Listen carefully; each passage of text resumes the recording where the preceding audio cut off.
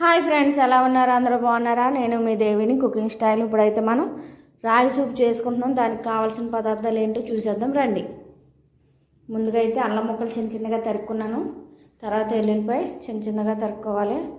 తర్వాత పచ్చిమిర్చి, ఉల్లిపాయలు, క్యాబేజీ, క్యాప్సికమ్, క్యారెట్, దాల్చిన చెక్క, లావ్ మొక్క, మిరియాలు వేసుకోవాలి. మిరియాలు చూపించలేదు, మిరియాలు అయితే వేసుకోవాలి. రాగిపిండి, ఒక చెంచా రాగిపిండి అయితే తీసుకున్నాను నేను. చూడండి, ఇప్పుడైతే కళాయి పెట్టాను. దాంట్లో ఆయిల్ వేసి స్టవ్ వెలిగించి ఆయిల్ వేసాను. ఇప్పుడైతే దాల్చిన చెక్క, లావ్ మొక్క వేసుకుందాం. చూడండి, వెల్లుల్లిపాయ, అల్లం వేసుకుందాం. అవి అయితే కొంచెం ఫ్రై అయిన తర్వాత ఆనియన్, పచ్చిమిర్చి వేసుకుందాం. ఇవి ఫ్రై అయినాయి. ఇప్పుడు క్యాబేజీ, క్యాప్సికమ్, క్యారెట్ వేసుకుందాం. కొంచెం వర్షాలు అయితే పడుతున్నాయి కదా, వేడివేడిగా వేసుకొని చేసుకొని తింటే బాగుంటుంది. గొంతుకు రొంపలు గట్రా ఉండవు ఏమీని.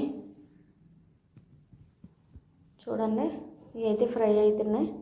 ఫ్రై అయిన తర్వాత వాటర్ అయితే పోసుకోవాలి. నేను 2 గ్లాసుల వాటర్ అయితే పోసాను. ఫ్రై అయిపోయి వాటర్ అయితే పోసుకోవాలి బాగా. చూడండి, వాటర్ అయితే బాయిల్ అవుతుంది. ఇప్పుడైతే మనం రాగి పిండి కలిపి పెట్టుకున్నాం కదా, ఇప్పుడైతే రాగి పిండి అయితే వేసుకోవాలి. ఇందులో కలిపేసుకొని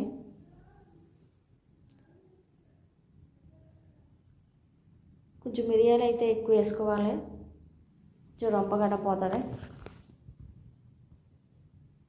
చూడండి, రాగి పిండి కలిపాను. ఇప్పుడైతే అది వేసేసుకోవడమే అందులోని.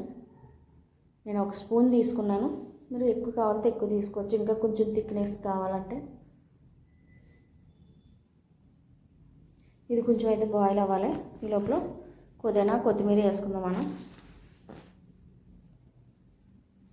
చూడండి, మరుగుతుంది, దగ్గర పడ్డది.